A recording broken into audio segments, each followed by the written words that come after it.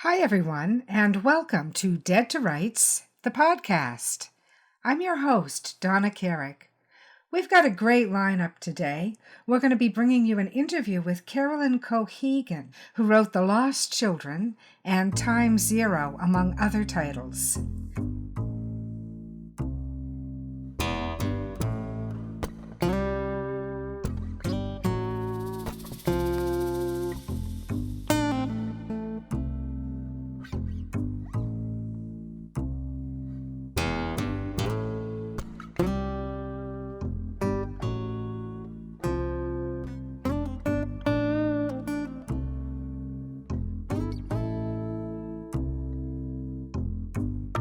A dusty road, a man alone. His vital signs go on hold. And I don't know what you've been told,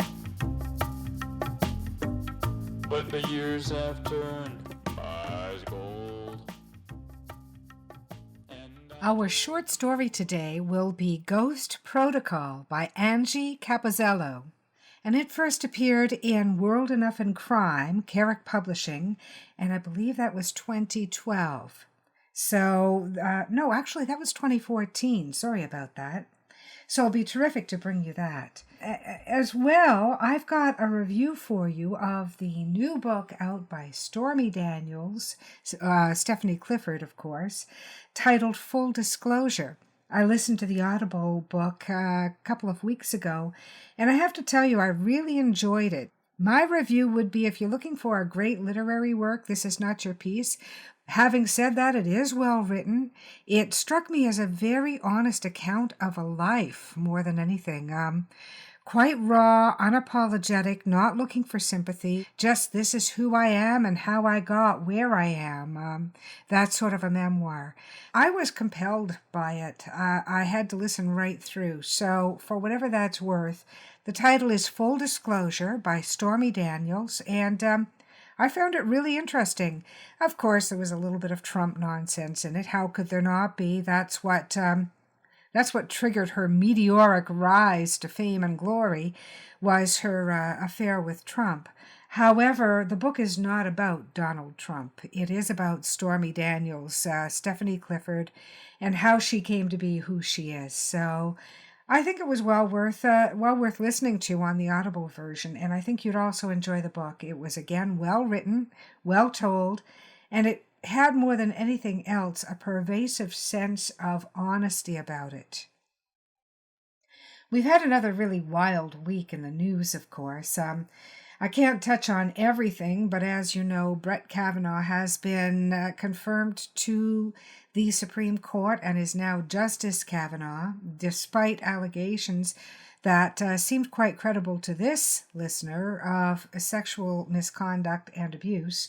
You know, that's the way life is sometimes, I suppose.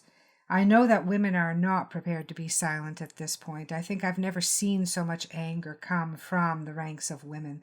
So we'll see where that takes us. Let's hope it leads someplace better. On top of that, we lost a journalist for the Washington Post, no less, who had gone to the Saudi consulate in Turkey, in Istanbul, and was there attacked by who we believe are representatives of Saudi Arabian Crown Prince. And the reports lead us to believe that he was brutally tortured and murdered and cut up into pieces and carried out of the embassy. We don't at this point firmly know any of this, but the reports tell us that he knew something was going to be wrong. He made his life partner wait outside the embassy. He gave her his phone, presumably so it wouldn't be confiscated. And he turned on his Apple Watch and apparently recorded the entire incident. So this is a pretty severe incident of abuse against journalists. Not totally surprising in these times with the rhetoric that we've been hearing. Certainly very frightening, very frightening. So that's sort of a recap of the last week's news very briefly. I want to tell you a little bit about Carolyn Cohagen, who is our interview today. Carolyn is the author of The Lost Children, Simon & Schuster, and as well as Time Zero, which is a series. She began her writing career as a stand-up comic, performing in comedy clubs all over the world, including New York, Chicago, London, and Amsterdam.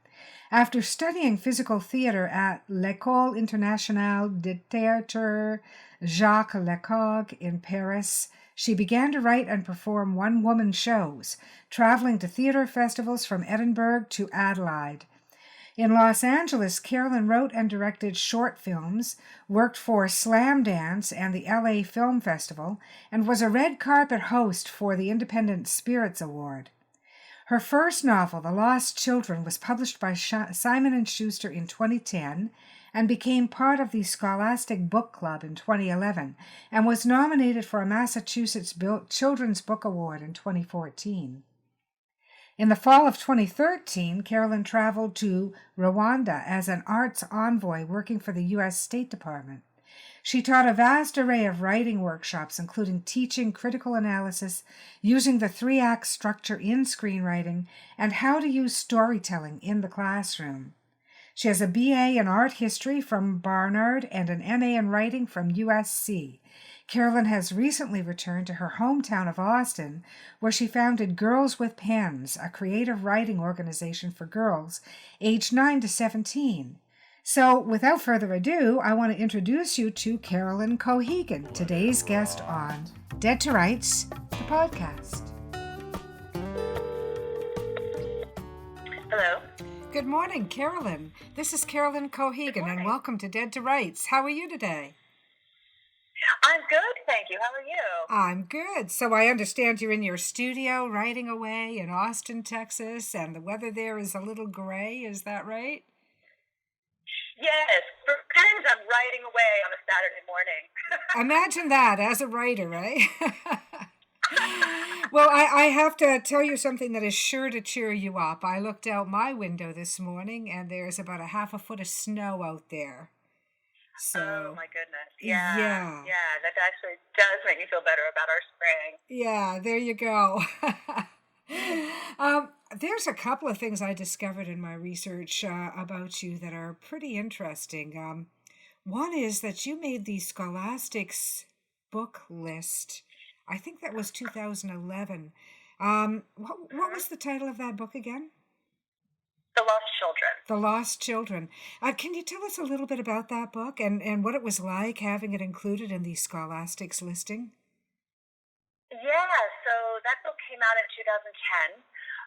It's a middle reader fantasy, so for kids 8 to 12, and it's my first novel. And I was living in Los Angeles at the time, and it actually started off as a film treatment because I was writing screenplays at the time, so I had no idea it was going to be a novel.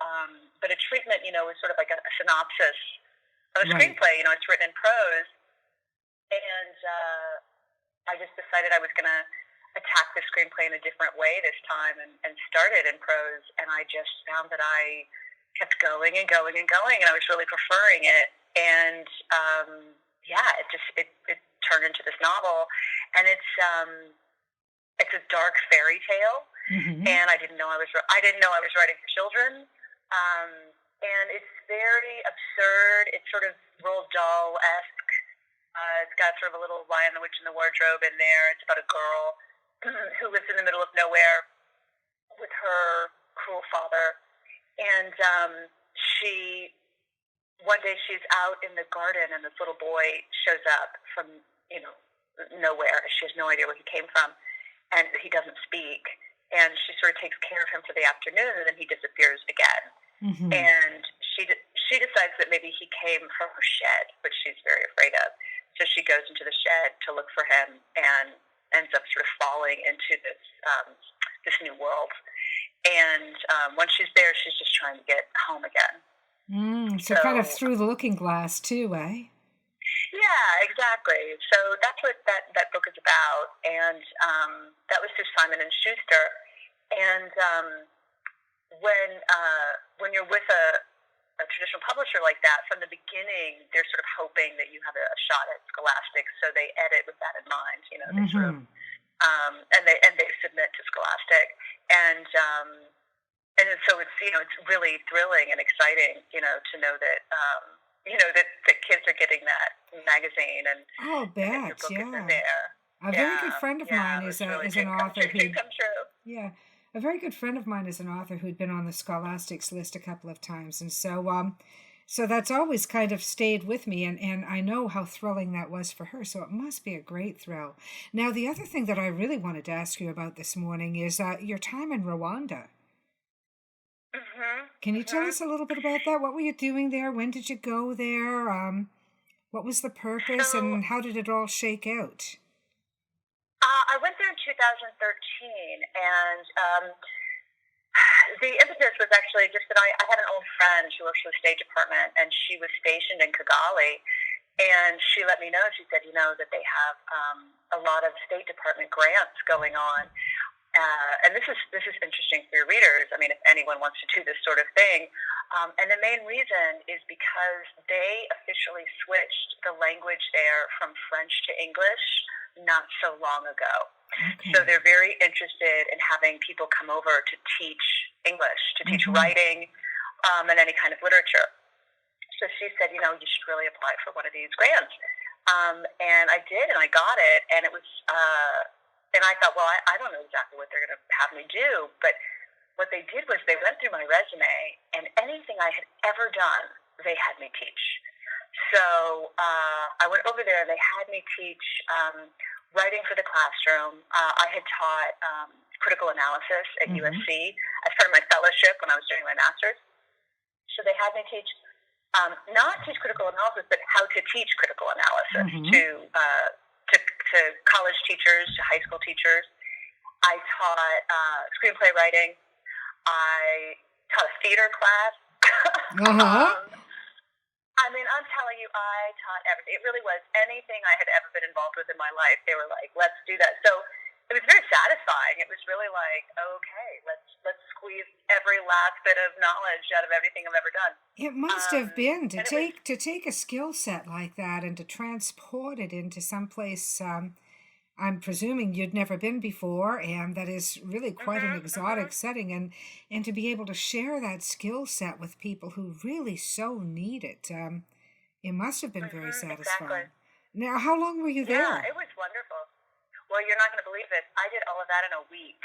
Oh. They would have me teach in the morning, and then I would kind of do like a work lunch, which would mean like, you know, meeting with people and chatting, and then I would do another workshop in the afternoon.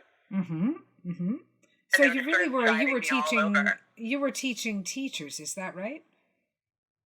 Yes, most of the time, yes. Okay, yeah. So it was really very at the instructional level. That's terrific. That's a fantastic thing to have done. Now, how did that segue into novels like oh my goodness, I've just lost it from my mind. Here we go. I'm going to find it. That's okay. Time Zero. Time Zero. How does that segue into novels like Time Zero? I was actually already writing Time Zero when I went there. Time Zero, my goodness, I think I began it in 2010, and it didn't come out until 2016. It took me a long time to write because the research took a really long time. So it's about a girl, a 15-year-old girl, living in a Manhattan that's been taken over by fundamentalists. And although the religion is fictional, all the rules are real. And so I took rules from extremist religions all over the world, including the United States.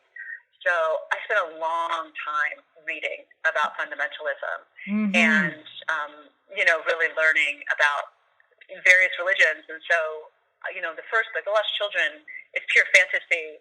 So there wasn't really any research involved. Also, I went back and got my master's during that time in 2013. So you can imagine that also slowed down the novel process. I would think. But, I've got to ask you something at this point, because they're quite different styles of writing between The Lost Children and Time Zero. And in general, between fantasy writing and research-driven writing, and I know this because, having done both. Did you become a full-fledged research addict? Oh, that's a good question. I did really enjoy it. I was absolutely fascinated, and I think for most of us, we don't end up researching something unless it's something we're interested in the first place. Mm-hmm. I would hope. I would hope not. But I've always been interested in fundamentalism and also, frankly, cults. Sometimes there's really a fine line. And so for me, a lot of the research was really fascinating. And what I was interested in specifically was how extremist religions are disproportionately negative for girls right. and women. Right. That's something that is so obvious, and yet, we don't necessarily name it as the number one flaw in extremist thinking or extremist religions, and yet it really is kind of the number one flaw, isn't it? Yeah, that it really, they really, keep girls down when it comes to either keeping them from an education, keeping them from real health care, or just having them marry very, very early. Mm-hmm. So that was interesting to me, and sort of finding those parallels. So when I went to Rwanda, it was interesting to get to meet with some organizations that were specifically set up for girls. That was fantastic, and that led me when I moved back to Austin, my hometown, to found my organization here called Girls with Pens. Which I did see that, and I was going to ask you about that. Yeah. Tell us about Girls with Pens, because honestly, I'm going to make a statement here that we always hear, well, these are women's issues, and they're always like a sideline. Women's issues are always a sideline to every discussion about human rights and human values, and yet women and girls are 52% of the world population. I am sick to death of them being sidelined as women's issues. Tell us about Girls with Pens, what your aims are, and how it's coming along. Well, I started it in 2014, and as I said, very inspired by my work in Rwanda, and I just really wanted to work with adolescent girls, and that also came out of all the research I've been doing with Time Zero. So I decided to start this organization in Austin, specifically to help girls when they're kind of in that, uncomfortable, prickly age, which is, kind of 8 to 14, to help them find and or kind of retain their voices, right? Because they're so confident, and then all these studies have shown, that once they hit adolescence, that they stop raising their hands, and that they lose their confidence. And I just think that writing is so powerful because popularity doesn't help you be a good writer. No. There's that you put girls in a room and you say, write a story. It doesn't matter what you're wearing. It doesn't matter how you look, And in fact, quite the opposite. Quite the opposite. Sometimes a lack of popularity can really enhance our work as artists, as writers. Absolutely. And I talked with several women that I know, women that I went to middle school with, and we talked about how incredible it would have been if someone had come to our school and said, we're going to write, and I want you to be weird. I want you to be out there and, go crazy when you write something, just really be out there, and how liberating that would have been. Oh, my God, Oh, my God. And so I just thought, I just want to reach, the quiet girl in the corner who's got so much going on in her head that's fabulous, but may not be getting the outlet for that. Yeah. Because we are taught to be the cautious ones. We are taught to be the ones that won't take a risk. I can tell you, as a 58-year-old writer, my pet dream is to write the ultimate chaos novel. And I'm not kidding. This is, I've been thinking about this for the last few years. I would love to just write the Quentin Tarantino, maybe even more so, just the ultimate chaos novel, just to see what it's like to be able to think that way and bust through all that training. I think that would be brilliant. So yes, if you can get girls young enough and tell them it's okay to explore your imagination to its fullest, how wonderful is that? Well, I think what's fascinating is one of their favorite exercises every single time is to tell them to create a villain. Mm-hmm. So I write them. I read aloud this piece, and it's from a witch's perspective. Mm-hmm. About like a little girl who ignores all these warning signs and comes to the witch's house, and the witch turns her into a log and builds a fire with her. And it's great. And I say, like, okay, so now you're going to create an original villain, and, the only requirement is you have to use the phrase beware children. And they love it. Mm-hmm. They love it. And it's great. Like, they're just so empowered to become, someone kind of dark and evil and powerful, just for this little poem or whatever. They get really into it. And I think that's so interesting, at the age of 8 or 9 or 10 or whatever it is. To watch them, write from a different perspective is always a great thing, right? Because even if they're doing a little creative writing in school, it's usually from their own perspective or a character that's just like them. Yes, because much is made about the fact that girls are not and have not historically been encouraged into the sciences and into the maths. And I know that my other passion when I was young was mathematics, and it's gone by the wayside because we can only be one person really in this life. But I think it's a truism that girls are also not encouraged fully in the arts. We may be guided into the arts, but we're guided with an agenda in mind, and that agenda is not necessarily artistic freedom. And don't you think, though, so you've just said this thing of, you can only be one person. Don't you think that's what novel writing is? It allows you to be more than one person. Exactly. It allows you to be every character in the book. It sure does, yes. It allows you to explore all that and to think, what would happen? In your experience, in your own experience, what would happen if X, Y, and Z factors were in play? Mm-hmm. And now... So I think that's partly why, for me to write this book is a way, something like Time Zero, is to really say, well, what would happen if I lived in a society, where I didn't have any freedom and I had to, obey all of these rules. Mm-hmm. Mm-hmm. It's an absolutely fascinating premise. Now, I hope I'm right about this. If not, I'll edit it out. I think you've got another book, don't you? I just finished the sequel, so it's a trilogy. Mm-hmm. And the sequel just came out, Time Next. That's what I thought, yes. And I started the third and last one only yesterday. Okay, so tell me the second title again. It's Time Next, is it? Yeah. Okay, good. I wanted to make sure that was clear for listeners. So Time Zero has been available already since 2016. Time Next is now out. Is it available for pre-order or is it actually live? It is out. It's live. It's out, exactly. Okay, and do you know the title of the third, or is there only a working title at this point? The working title right now is Time's Up.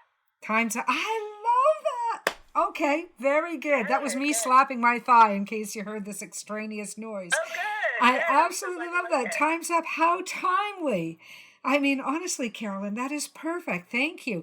And this is not something that the thing that's really brilliant about this, people, is this is not something that you could have foreseen to take as a title, because this movement only started within the last few months, and you'd already had 2 books, Time Zero and Time Next. Time's Up is absolutely brilliantly perfect. Thank you. Yeah, and now, that's with that having been said, you've made me want to read all 3. So I hope every girl and woman and every man who wants to understand what we live with as females will please get these books and just have yourself a good, fun read. I want you to give us a little teaser about Times Next, because, again, I love the brilliancy of your title. So just give us a little teaser, if you can, of the work that's coming. Oh, goodness, for Time's Up? Yes, Time's Up, yes. Well, I don't want to say too much because it's a bit of a plot. It's a bit of a spoiler for how Time Next ends. If I say too much about Time Next. Okay, that's all right. I won't press you on it then. I'll just let it. I feel like, as I said, I still think in terms of 3-act structure. So it's the third act. I mean, I'm trying to wrap everything up and wrap up all of my threads, all my storylines, and of course have something that's really satisfying. Mm-hmm. And I think what's really fascinating for me about teaching these girls is they are so savvy as readers, and they know what's cliche. Mm-hmm. I mean, they read, most of them, or a lot of my students read so much, and they will wrap up like, they'll say like, oh, I know what this is going to be. Oh, okay, she's going to be in some like weird society where the government oppresses her, and she's going to have a special power or something that makes her special. Mm-hmm. And then there's going to be a guy, and then there's going to be another guy, and she's going to have to choose between them, and then she's going to do something that overthrows that government and changes everything. Mm-hmm. Mm-hmm. Right? Yeah, like, the female version of Harry Potter, which I love Harry Potter, and I'm never going to put down J.K. Rowling's. I mean, I absolutely love the series, and I'm not even a fan of YA, but I loved Harry Potter and I loved the Hunger Games. But in Harry Potter, what you've got is the quintessential young bullied youth, young man who's living under the stairs and has absolutely no status in life and has nothing to hold dear but his grievances, really. But he's special. And I say that with no derision because I loved every single book in the series passionately. I read every one of them start to finish, plus I dragged my family out to every movie. But it's a formula. It's a character formula. I wouldn't say it was a character story, a formula story. She wrote it brilliantly. But the character was someone we know very well. There's, the hero's journey, Joseph Campbell's hero's journey, and the mythic structure is thousands of years old. And so, yeah, there's a formula that we all know. Mm-hmm. And there are formulas that are happening in films and books over and over again. Yeah. And, every tragedy is Greek, really. Exactly. We were watching a Greek tragedy with the kids the other day, and you couldn't believe how well it held up, Oh, it's incredible. And I feel like when it's done really well, we don't really notice it, right? We don't notice that we've seen it before. Yes. But what made me laugh about these girls, or that sort of little summary, was so like, oh my God, that's hilarious, that in a lot of YA fiction, that particular story, especially in like dystopian, it has been told, so many times in the same way, mm-hmm. that they are really savvy and they know it. Do you know what I mean? So you're really like, okay, well, whatever I'm doing, I got to make sure that it's, it's not cliche, it's not obvious, that it's not this like, oh, okay, my female protagonist is going to triumph over everybody. Because, of course, she's 15, and my hero does not have superpowers in any way. Yes. And what do we do without those superpowers? My God, what next? So, so as much as I kind of have an outline in my head, I also, it's really important to me that things seem viable and real, or else, how satisfying can it be? Yes. Yes. Well, Carolyn, I really want to thank you for coming on Dead to Rights. You've given us an awful lot. And listeners, please go out and look for the books by Carolyn Cohagen. Time Zero, Time Next, and coming soon, Time's Up. And they're terrific books. And you can find Carolyn Cohagen online. What's your website address, Carolyn? Well, I've got timezerobook.com. Mm-hmm. which is all about that series. And then I also just have CarolynCohagen.com. Okay, so that's two great ways you can find Carolyn, listeners. Stay on the line with me for a second, Carolyn, because I'm going to chat with you for a sec after I turn the sound off here. 1 sec. Alrighty. Our thanks go out to Carolyn Cohagen for the fantastic interview today on Dead to Rights, the podcast. And now we're going to bring you a terrific short story by Angie Capozella.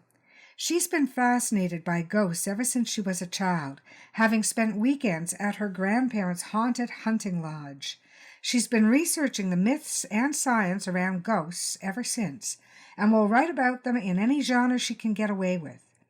She also has a green thumb, likes blacksmithing, archery, and firmly believes one can never have too many books. She currently lives in Pennsylvania in a very old house. Ghost Protocol by Angie Capozella. Editor's note. Sparkling with originality, this espionage caper by Angie Capozella will grab your imagination and leave you checking your watch for ghosts.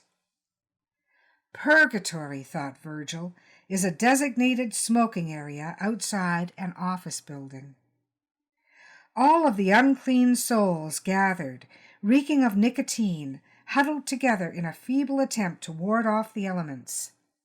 They stood there every day, unable to pass through the steel and glass gates until their penance in the form of a tiny white stick was paid out in a cloud of smoke. Virgil, in his disguise as Algernon P. Lansky, was an outcast among the damned. He slouched up to the entrance, took a spot to the left of the doors, and tapped a cigarette out of its pack. The real Algernon was sleeping off the Mickey Virgil had paid a hooker to drop into the man's beer the night before. With any luck, he wouldn't make an appearance until long after Virgil was gone. A few of the other smokers cast wary glances in his direction. Virgil used his telepathy to broadcast a mild suggestion that they were seeing Algie sucking down his first cigarette of the day. A slight touch of his empathetic talent enhanced their natural dislike of the man. He was a bit of a toad, which made sure no one would get close enough to see through his disguise. He hung around outside just long enough to make sure he had plenty of eyewitnesses to say that Algie had shown up for work. Then he ground out his cigarette and shoved through the doors into the lobby of the Stublensky Arms Corporation. It was obvious the Stublenskys didn't spend their money on their employees. The lobby was clad in a dingy faux marble that showed every scratch and chip, and every one of the potted plants was plastic. Even the guard uniforms looked cheap. The only thing that didn't look like they'd been made in some foreign sweatshop were the guns the guards wore on their hips. The owners might be skinflints, but their business was designing weapons, and they didn't stint on the armaments the guards carried. The guards looked like they knew how to use them, too. No rent-a-cops here. Despite the risk, Virgil took his time crossing the lobby. Algernon never went anywhere in a hurry. He moved with the inexorable pace of a rash, the sort that could only be endured until it went away. A group of women in off-the-rack business suits scattered as they caught sight of him, but one, distracted by reading something on her phone, did not see him coming. Virgil sensed a bit of anticipation from the guards. They were taking bets on how long it would take for Al to get slapped. Virgil could not afford to do anything that might break character, so he moved to stand right behind the woman. "Did you think about my offer?" he whispered, running a hand slowly down her back. She jerked away from him, dropping her purse. "Back off, unless you want your family to get hit with another lawsuit." She snatched her purse from the floor and stormed toward the elevators. He gave her retreating back an oily smile. "Oh, yes, and that worked out so well for the last lady. What was her name?" Her shoulders stiffened as she entered the elevator. She jabbed at a button and turned a molten glare on him. "Sandra. Her name was Sandra." Virgil smirked at the closing elevator doors, taking a quick read on the thoughts of everyone watching. His careful study of Al's speech patterns and mannerisms had paid off, aided in part by the human mind's tendency to fill in the blanks. People see what they expect to see. The woman was so busy fuming she never noticed that Al was a bit taller today, and the guards were still arguing over their bet. Apparently a put-down was worth less money than a slap. Virgil breathed a sigh of relief and hit the up button for the elevator. His next move was the riskiest of the entire mission. There had been no way to hack into the network and take over the surveillance systems from the outside. Algernon might not look like much, but the sleazy systems administrator knew his business. He'd set up what was known as an air gap, completely cutting off the company's network from the rest of the world. And that was why Virgil was here. Agents from the Army's Tactical Paranormal Unit got loaned out like this on occasion when a normal FBI or CIA agent couldn't do the job. Virgil more often than most, since he had a knack for infiltration. Still, even with all his talents, it was no easy task. He got on the elevator and made a point of keeping his head down, as if reading something on his phone. He didn't allow the cameras a clear view of his face. A bald cap, some makeup, stolen clothes, and a bit of telepathic mojo was enough to convince the casual observer. Security cameras, however, did not possess minds that could be fooled. He'd have to leave fixing that problem to his partner. He looked at his watch, and a small indicator light on its face blinked twice. The paranormal half of this little team was ready to go. He could already feel the chill on his wrist as the ghost pulled in a bit more energy from the air around her.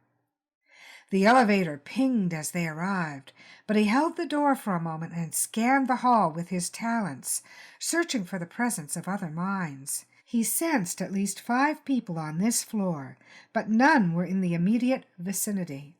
He stepped out and made a left, heading down the hall to the office at the far end. Even though there was no one to see him, Virgil continued to walk at Algie's agonizingly slow pace. An agent never knew when someone was going to pop a head out of a door or turn a corner.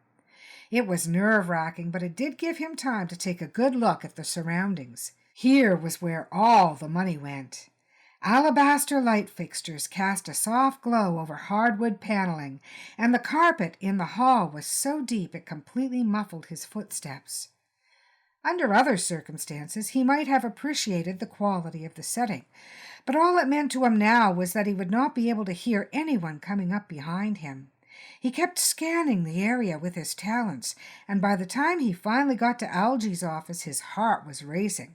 He quickly pulled out the ID card he'd stolen from the thoroughly drugged Al that morning and waved it past the security panel to the right of the door. The light shifted from red to green, and the door swung open.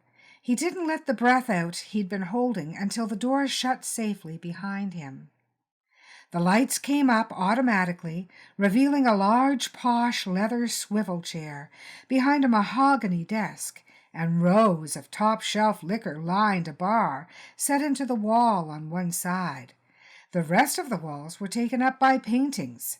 Virgil compared it to Algernon's apartment. Obviously, someone with good taste had decorated Algie's office for him.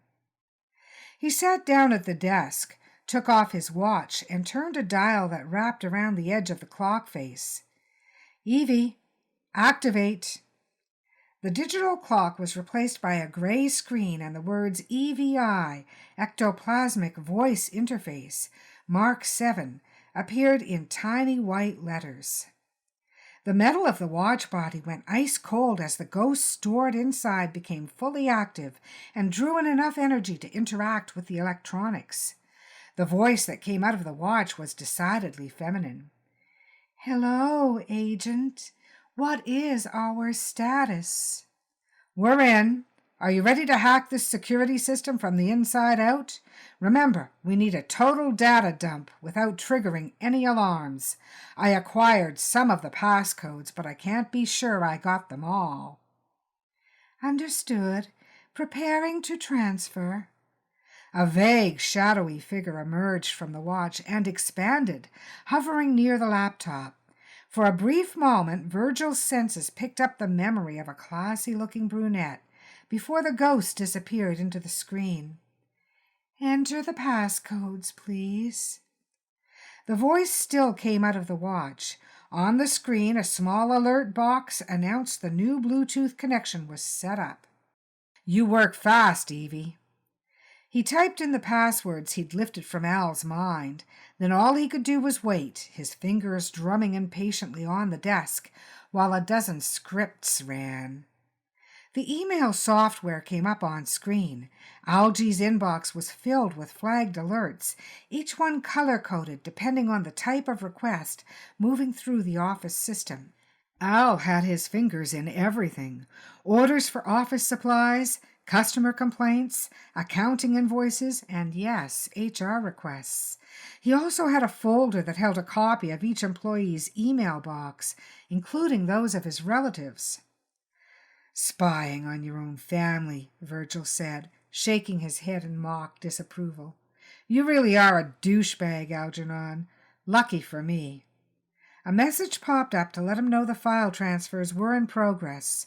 All of the data would get stored in the watch along with the ghost, doing away with the need for a more obvious portable drive. If he got caught, it was unlikely anyone would think to check his watch.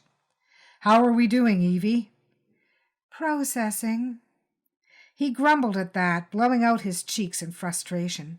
There wasn't much he could do to help. He was no hacker. His only job was to walk the ghost in and get her back out again, since she couldn't hold Cohagen without a power source. Knowing that didn't make the waiting any easier. To kill some time, he started rifling through the rest of the office, although he didn't expect to find much. Algernon was a digital-or-nothing kind of guy. He was inspecting the selection of liquors when a knock at the door stopped him in his tracks. A woman's voice, hesitant and nervous, came through the door. Mr. Stublensky? Algernon? I've been thinking about your offer to get together. Virgil's eyebrows rose up so high they nearly disappeared beneath the bald cap. It was the woman he'd groped in the lobby. What the hell does she want? He frowned in concentration and stretched his senses out to take a quick read of her surface thoughts. Rage, fear, disgust, nerves. Oh, God, what if this doesn't work? He muttered a curse. The woman, Kathryn, had worked herself up into doing something drastic, and he was pretty sure she wouldn't take "go away" for an answer. Guess I'm going to find out how good my full sensory illusions are. He triggered the screensaver on the laptop and whispered, Evie, run silent. One slow, deep breath later, he had calmed his thoughts and focused them on making Kathryn see what he wanted her to see. Then he raised his voice in Algernon's oily tones. I told you, honey britches, all roads lead to my office eventually. Kathryn walked in, a little unsteady as her heels sunk into the thick rug. Her shoulders were hunched, and she clutched a large purse to her chest. You wanted to see me, Mr. Stublensky? She shut the door behind her, triggered the lock, and then the whole meek act disappeared. Before Virgil could reply, she reached into her purse, pulling out a gun that looked like it was straight off the set of Buck Rogers, and aimed it at his head. Well, here I am, she said, and we're going to have a nice long talk. Virgil took a quick, desperate look around the room for some way out of this mess. He'd thought up plans for dealing with security guards, but a disgruntled employee? The only thing he could think of was to stay in character and stall for time. Whoa, take it easy, honey. He gave her a weak laugh and held up his hands. I was only joking with you, right? Why don't you put that down and we'll discuss it over a drink? He started to reach for one of the liquor bottles, but stopped as the gun made a threatening whine, like a jet turbine spooling up. You know what this gun can do, her brows knit together in a scowl. So shut up and listen, you little weasel. I know you're going to fire me as soon as you finish sucking what's left of my company dry. I've got nothing to lose. The sound from the gun went up in a pitch, and a little indicator light on the barrel glowed blue. Got the picture? Give me what I want, and you won't have to witness a live fire test up close. Virgil had no idea what she wanted, and he sure as hell didn't want to see what the space gun would do to him. He sank back into his seat and acted terrified, quivering in the vain hope that she'd take pity on him. Look, you'll have to help me out here.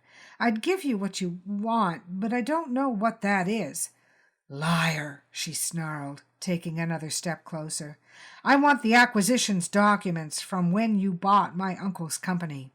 The real ones, with all the bribes you paid to get the merger approved. And I want to know every senator you bought, every judge you paid off. I'm going to expose the whole dirty underbelly of Stublensky Arms. What is it about guns that bring out the bad movie cliches, he wondered. The gun was less than a foot from his face now. Not the best time to be critiquing her line delivery, but at least she was close enough for him to do something about the gun. He wasn't part of a tactical unit for nothing.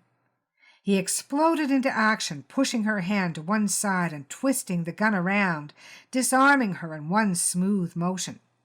A step to the side and a pivot later, he was behind her with one arm pinning her against him and a hand pressed over her mouth.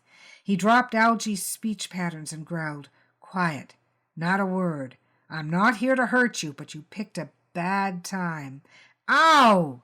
She was biting his hand. He strangled back another yelp. "Would you stop it, lady? I'm on your side." The watch on the desk bleeped, and the ghost's voice came out. "We have a problem, Agent." "No kidding. You're supposed to run silent." Kathryn stumbled through his fingers. "Agent? You with the FBI?" "Yes. Now would you quit biting me?" As soon as her jaws unclenched, he let her go and sat on the edge of the desk. He kept the gun just in case. And it was a good thing he did, because as soon as she stepped away, she pulled another small pistol out of her purse and pointed it at him. "Prove it," she said. "What the— Oh, for crying out loud. How many guns do you have in there?" he said, pointing the space gun back at her. "Prove what?" "That you're from the FBI and not just some other company out to steal a few secrets." She backed out of his reach and took up a shooter's stance. "I know how the feds work. They would have come in with warrants and cleaned the place out." "Only if they had probable cause, and someone has to get that for them." Her eyes narrowed. "And you expect me to believe that?" He could think of only one way to convince her. Virgil glanced over his shoulder at the computer screen. "Evie, respond. Have you found anything yet?" "Oh my, yes. The Stoblenskys have been very naughty boys." "Anything to connect them with the shipment that ended up in those militants' hands?" "Possibly. The data will require further analysis, but there are several crates full of prototypes from Devon Armaments that appear to have gone missing." Kathryn's face went pale. "That was my company, Devon Arms. They sold our guns to insurgents?" "Killed 29 soldiers in Iraq," Virgil said. "The Stoblensky's claim the merchandise was stolen from a warehouse. We have reason to believe otherwise, but no proof yet." Her expression turned hard. "And they'll bury the evidence just like everything else with bribes and threats." She lowered the pistol and put it back in her purse. "Is there anything I can do to help? Because if you're about to put their balls in a bear trap, I want in on it." Virgil let out an amused snort. "Hell hath no fury." "You don't know what all they've done." She walked over and showed him how to shut off the space gun. "That lady I mentioned in the lobby, Sandra, Algernon harassed her every day, but by the time she filed a lawsuit, the Stoblenskys had already paid off the lawyers and the judge, and then they found evidence that she was embezzling from the company. They ruined her, made her serve time, and then found ways to ruin all her close family members over the next few months. No one has had the guts to stand up to them since then for any reason." "Except for you," Virgil said, giving the gun a wry look. "What is that thing, anyway?" "Portable sonic immobilizer," she said, "like a handheld version of one of those sonic cannons they use on ships to repel pirates. Non-lethal, but effective. Designed it myself." Evie's voice cut in. "Agent, I'm so sorry to interrupt, but we still have a problem." "How big a problem?" 277.6 pounds of a problem. The real Algernon Stoblenski emailed his father a few moments ago to tell him that he would be into work shortly. Perhaps you should have doubled the dose of the sedative, considering his size." "Son of a bitch," Virgil said, pushing off from the desk. "He'll be here any minute. Kathryn, do you still want to help?" "Absolutely." "Good. Find me a way out that isn't the front door." She nodded. "That's easy. The Stoblenskis have a private elevator just down the hall. Takes you straight to their personal motor pool, or to the helipad on the roof." "That'll do," he said. "Do I need a key?" "Just his ID card, which I see you have. Can I do anything else?" "Yeah, check to see if the hall is clear." He waited until Kathryn's back was turned to say, "Evie, eject." "Yes, Agent." The ghost floated out of the screen as a glowing orb of light and settled into his watch. He slipped it back on his wrist and shut down the laptop. "All clear?" Kathryn gave him the thumbs up. "This is the most fun I've had in months." "Trigger happy and an adrenaline junkie," he said. "You are in the wrong line of work, lady." She flashed him a grin and headed out into the hall.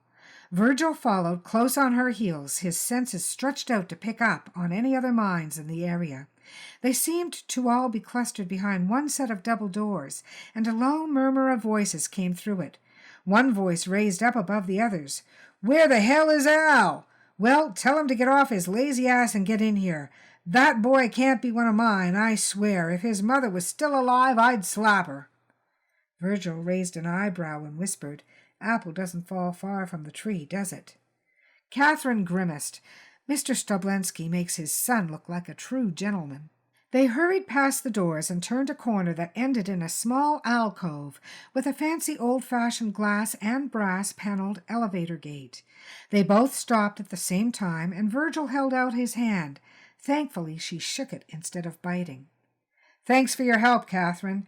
Keep your head down and don't do anything crazy while I'm gone. Leave the heroics to the professionals."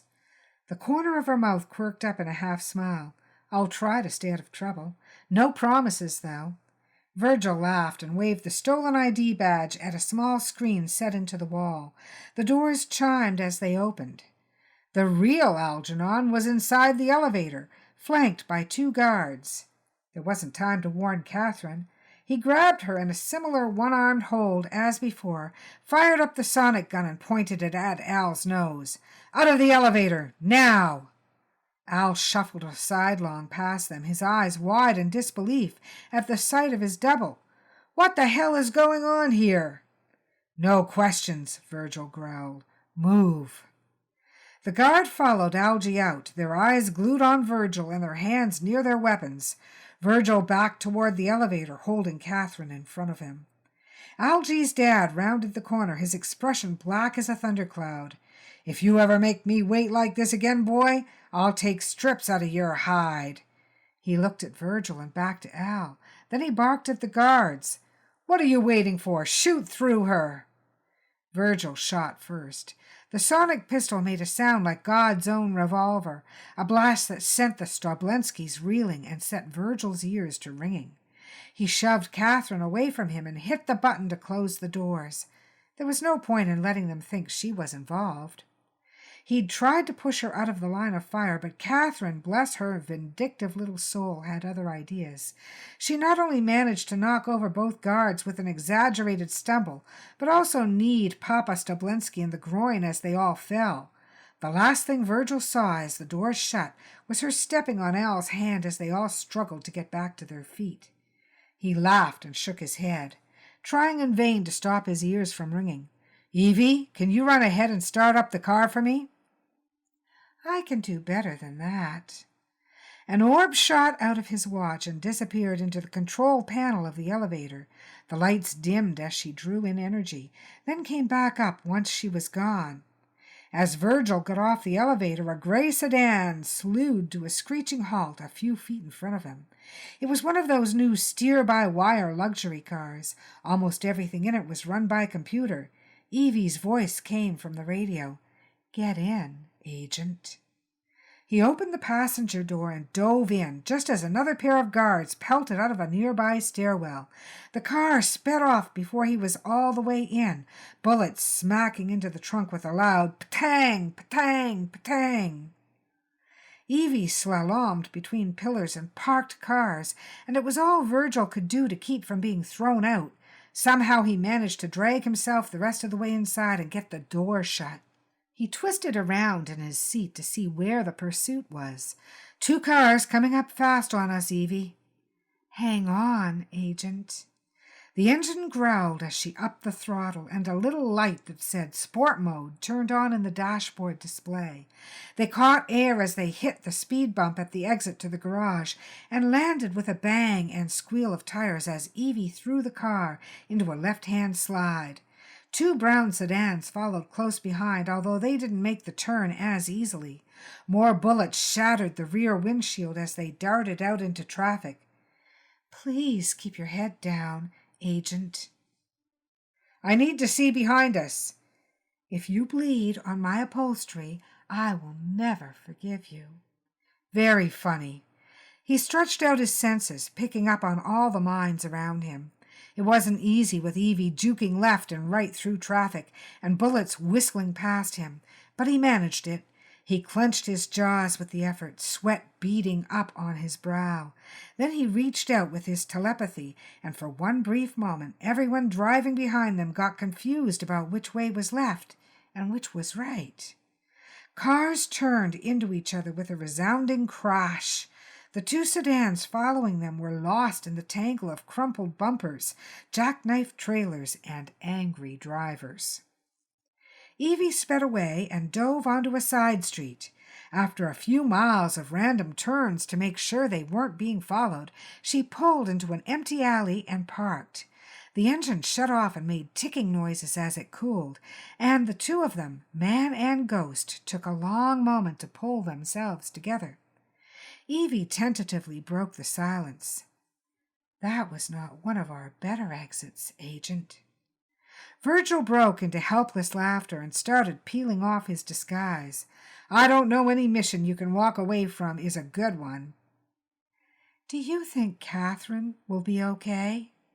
He tore off the bald cap and shook out his sun-streaked hair.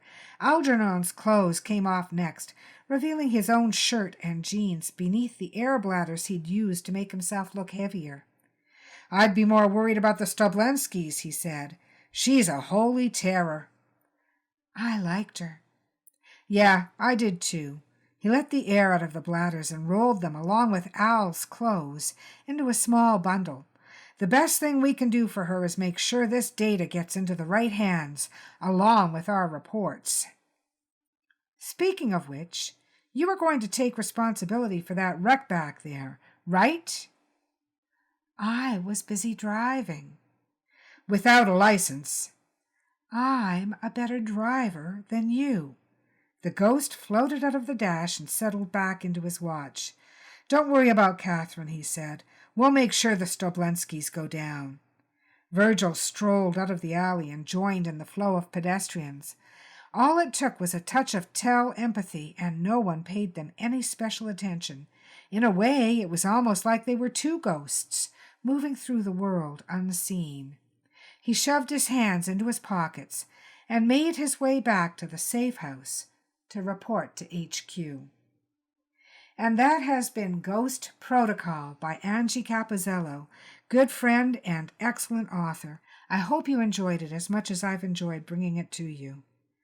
If you're a published author and you'd like to be featured on Dead to Rights, email me at carrickpublishing@rogers.com and mention Dead to Rights interview in the subject line. We'll be happy to hear from you, and we're now booking interviews to be aired in 2019. You can find Dead to Rights at deadtorights.ca or at our Facebook page. On Twitter, we're listed as @DeadToRightsPod. Don't hesitate to reach out to us anytime. You can find me, Donna Carrick, at donnacarrick.com or on Facebook or under Donna Carrick, Carrick Publishing. My Twitter handle here is at Donna_Carrick or at CarrickPub. My better half, Alec Carrick, is at alexcarrick.com or on Facebook. You can tweet with him at Alex_Carrick. Our Dead to Rights theme song and all story scoring music is Eyes of Gold, composed and performed by Ted Carrick. You can tweet with Ted at Ted Carrick or follow his YouTube channel at Ted Carrick Music, or find him at www.tedcarrickmusic.com. Be sure to tune in next week when we'll bring you an interview with Rachel Sparks, and she's with Spark Press, so it'll be fun to have Rachel on. Thanks for joining us, and we'll see you next week.